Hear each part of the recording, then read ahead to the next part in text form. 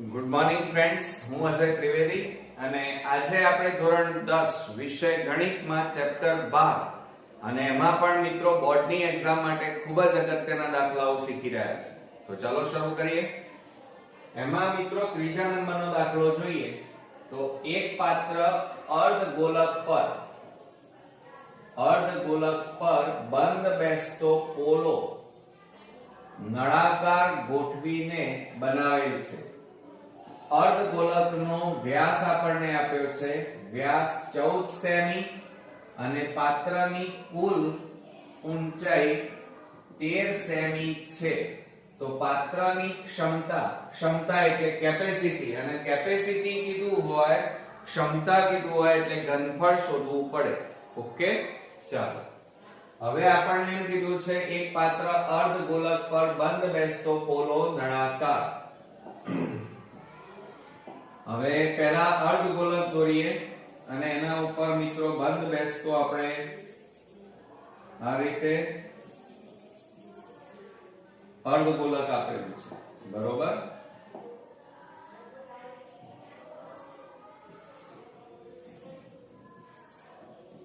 આ આપણો અર્ધગોલક. હવે અર્ધગોલક ઉપર શું કીધું છે? બંધ બેસતો પોલો નળાકાર કીધું છે.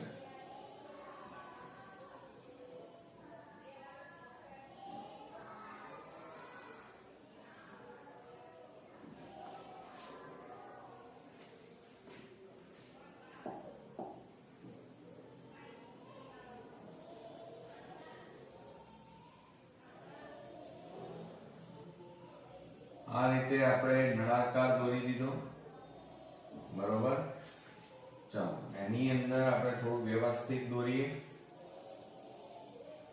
ઓકે, આ ઉપરનો ભાગ નળાકારનો. હવે એની અંદર જુઓ મિત્રો, આ નળાકારની બહારની સપાટી,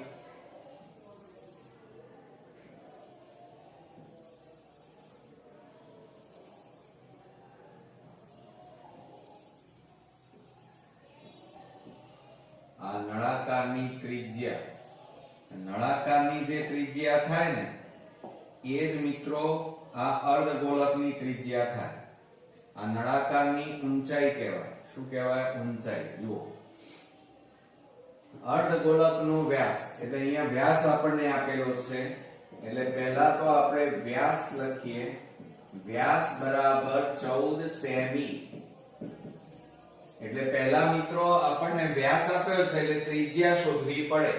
તો સૌપ્રથમ આપણે પહેલા ત્રિજ્યા શોધીએ કે ત્રિજ્યા બરાબર વ્યાસ ભાગ્યા 2. આ એનું સૂત્ર, અને એમાં 14/2 થાય. હવે આપણે એમાં છેદ ઉડાડી દઈએ.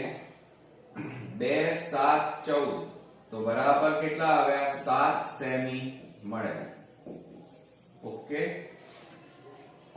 હવે જો એની અંદર આપણને મિત્રો આ ત્રિજ્યા મળી. કેટલી મળી? 7. આ પણ કેટલી થાય? 7. ચાલો, પછી શું કહે છે? પાત્રની કુલ ઊંચાઈ 13 સેમી. એટલે આટલેથી છેક આપણે તળિયું લઈએ. આ રીતે આ તળિયું લઈએ, બરોબર. ત્યાં સુધીની આટલી આખી ઊંચાઈ પાત્રની કેટલી છે મિત્રો? 13 સેમી આપણને આપેલી છે, આખા પાત્રની ઊંચાઈ.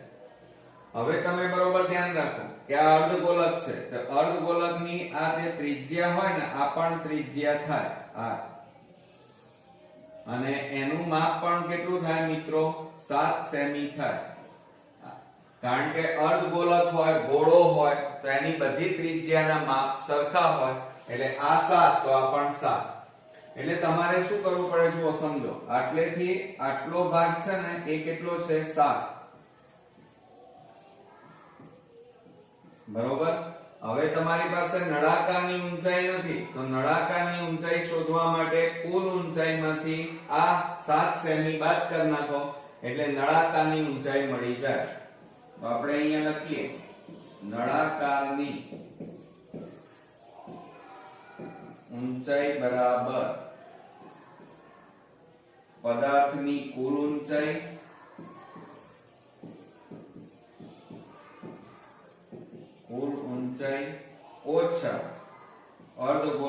ત્રિજ્યા અથવા અર્ધગોલકની ઊંચાઈ પણ લખાય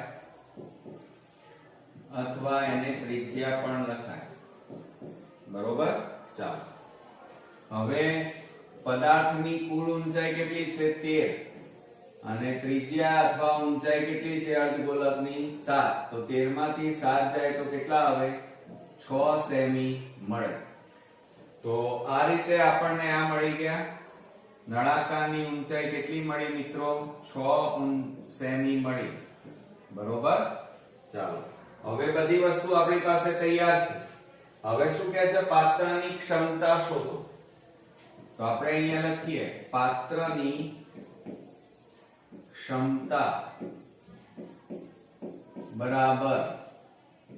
હવે પાત્રની ક્ષમતા એટલે એની કેપેસિટી ને કેપેસિટી કીધું હોય એટલે એનું ઘનફળ શોધવું પડે. નીચેની બાજુએ શું છે અર્ધગોલક. તો આપણે અહીંયા સૂત્ર લખીએ અર્ધગોલકનું ઘનફળ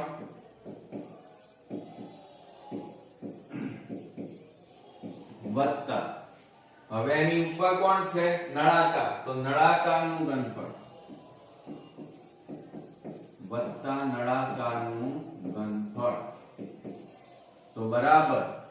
હવે મિત્રો જુઓ અર્ધગોલકનું ઘનફળ આપણને કીધું છે એનું સૂત્ર શું થાય 2/3 પાઈ r ઘન થાય અને વત્તા અહીંયા જુઓ નળાકારનું ઘનફળ એટલે પાઈ r સ્ક્વેર h પાઈ r સ્ક્વેર h. હવે આ બે માંથી મિત્રો સામાન્ય કાઢો. ચલો શું સામાન્ય નીકળે છે જુઓ ત્રિજ્યા બંનેમાં સરખી હોય. નળાકારની ત્રિજ્યા પણ 7 અને અર્ધગોલકની ત્રિજ્યા કારણ કે બંધ બેસતા ગોઠવાયેલા છે એટલે એક તો પાઈ બંનેમાંથી સામાન્ય અને બંનેમાં r સ્ક્વેર નાની ઘાત સામાન્ય નીકળે તો કૌંસમાં 2/3 અને આ 3 ઘાતમાંથી 2 ઘાત જાય તો કેટલા રહે r પ્લસ અહીંયા પાઈ r સ્ક્વેર નીકળી ગયા એટલે કેટલા વધ્યા h. ઓકે. ચાલો હવે કિંમતો મૂકો. તો કિંમતો મૂકીએ તો શું થાય બરાબર પાઈ એટલે 22/7 ગુણ્યા r. r ત્રિજ્યા કેટલી છે 7 તો 7 ગુણ્યા 7 અને છેદમાં 1 ગુણ્યા કૌંસમાં 2/3 ગુણ્યા r એટલે 7 વત્તા h. હવે h એટલે નળાકારની ઊંચાઈ કેટલી છે 6. તો અહીંયા આપણે લખી કાઢીએ 6. ઓકે.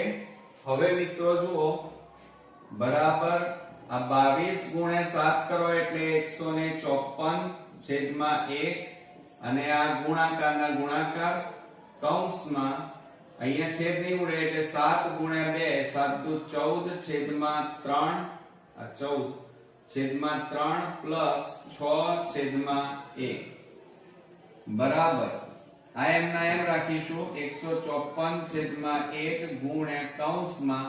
હવે જો અહીંયા 3 અને 1 નો લસા લેવો પડે તો 3 અને 1 નો લસા કેટલો આવે 3 કૌંસમાં 3 3 ઉડી ગયા એટલે ઉપર કેટલા વધ્યા 14 વત્તા અહીંયા 1 છે એટલે આ 3 ઉપર ગુણાઈ જાય 3 6 કેટલા થાય 18.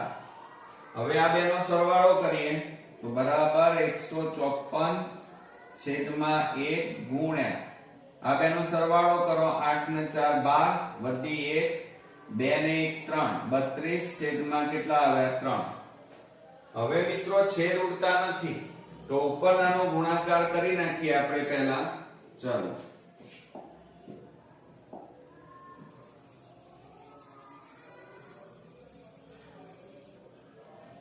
હવે આપણે 154 ગુણ્યા 32 કરીએ તો બે રકમની 0 3 4 12 3 5 15 ને 1 16 3 1 3 4 8 2 5 10 નું 0 2 1 2 ને 3 8 2 9 4 કેટલા આવ્યા 4928. ઓકે.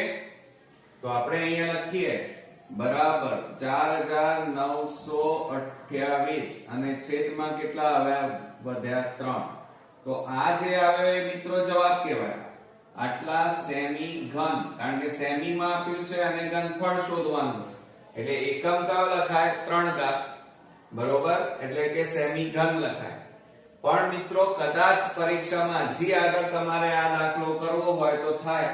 કેવી રીતે જુઓ, આને 3 વડે ભાગો. 4928 ભાગ્યા 3, 3 એકા 3, 3 6 18, 3 4 12, 0 8, 3 2 6, કેટલા વધ્યા 2. હવે ભાગ ચાલે નહીં તો પોઈન્ટમાં જવાબ નહીં લાવવાનો, એને આ રીતે પણ લખાય. જુઓ, બરાબર. આપણે આ 2 ક્યાં જાય? ઉપર જતા રહે, એટલે આપણે 2 ઉપર લખીએ. આ 1642 ક્યાં જાય? બાજુમાં. અને છેદમાં આ ક્યાં જાય? નીચે, એટલે 3 નીચે. તો આપણો જવાબ અહીંયા બીજો કયો લખી શકાય? તો 1642.2/3 અને એકમ લખી કાઢીએ સેમી ઘન. ઓકે, તો આ રીતે આપણો ખૂબ જ અગત્યનો એક્ઝામ્પલ અહીંયા પૂરો થયો. મિત્રો, સ્વાધ્યાય 12 પૃષ્ઠફળ અને ઘનફળનો આપણે દાખલો જોઈએ કે 15 સેમી ત્રિજ્યા અને 25 સેમી તિર્યક ઊંચાઈ વાળા શંકુનો, આ શંકુ છે, નો પાયો અર્ધગોલક આકારનો છે. આ પદાર્થનું ઘનફળ શોધો અને પાઈ બરાબર 3.14 લેવાના છે. તો અહીંયા મિત્રો જુઓ, શંકુ છે અને એનો પાયો અર્ધગોલક. તો આપણે સૌપ્રથમ પહેલા આકૃતિ દોરીએ. પહેલા અર્ધગોલક દોરી નાખીએ આ રીતે. ચાલો, આ અર્ધગોલક, આ એની ત્રિજ્યા થઈ. ઓકે, આ એની બહારની સપાટી.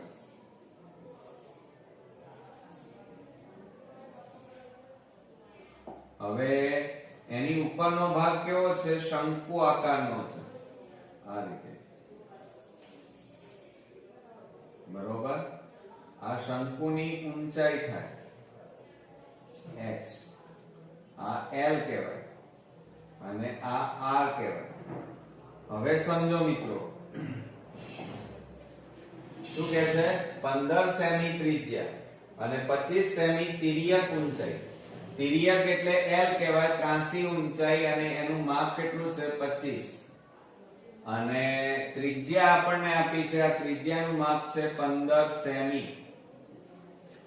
તો શંકુનો પાયો અર્ધગોલક આકારનો છે, પદાર્થનું ઘનફળ. હવે આપણે અહીંયા જુઓ મિત્રો, સૌપ્રથમ શંકુની વાત કરીએ તો શંકુની ત્રિજ્યા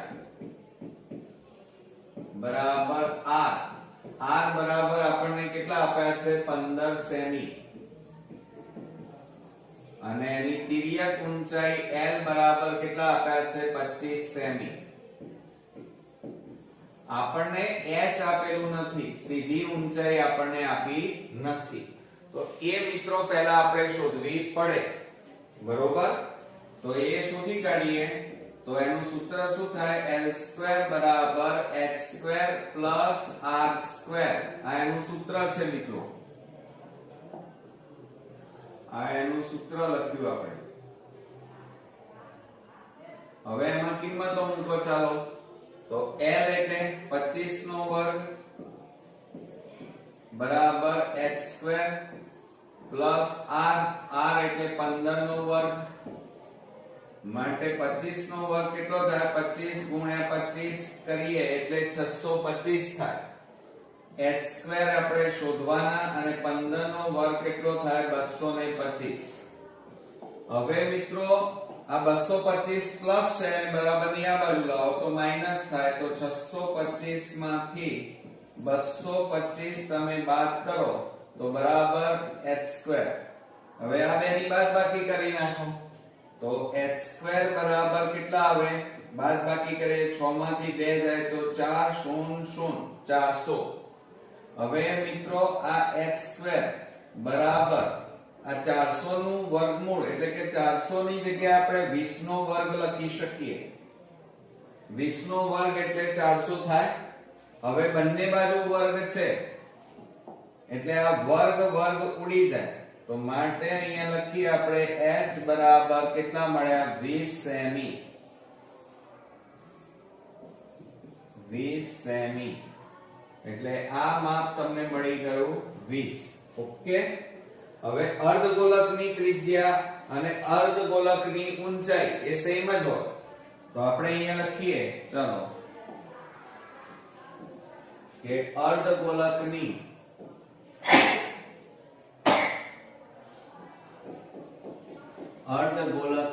ત્રિજ્યા અને ઊંચાઈ સમાન હોય, એટલે ઊંચાઈ એ જ એની ત્રિજ્યા બરાબર r બરાબર h બરાબર અર્ધગોલકની જો શંકુની જે ત્રિજ્યા હોય એ જ અર્ધગોલકની થાય, એટલે કેટલી થાય જુઓ આ 15, તો અહીંયા કેટલા લખીશું 15 સેમી. ઓકે. ચાલો હવે આપણને શું કહે છે પદાર્થનું ઘનફળ શોધો, તો આપણે અહીંયા સૂત્ર લખીએ ચલો પદાર્થનું ઘનફળ બરાબર,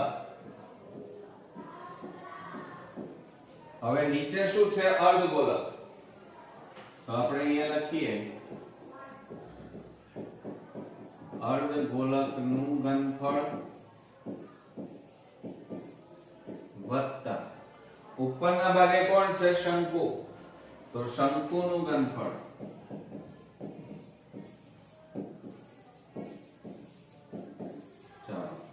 હવે એની અંદર આપણે કિંમતો મૂકી દઈએ. એનું સૂત્ર પહેલા લખીએ અર્ધગોલકનું ઘનફળ એટલે એનું સૂત્ર મિત્રો શું થશે સમજો બરાબર 2/3 પાઈ r ઘન થાય. શું થાય મિત્રો 2/3 પાઈ r ઘન વત્તા શંકુનું ઘનફળ.